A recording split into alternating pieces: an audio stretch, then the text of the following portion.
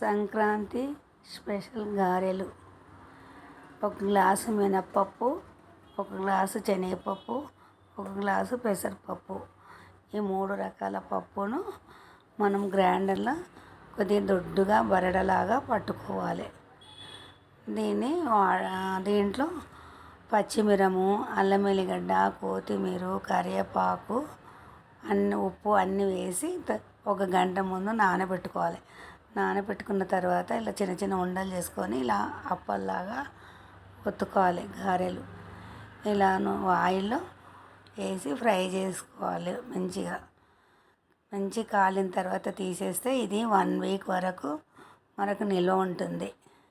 ఇది చేసిన దానికంటే నెక్స్ట్ రోజు తింటే చాలా బాగుంటుంది.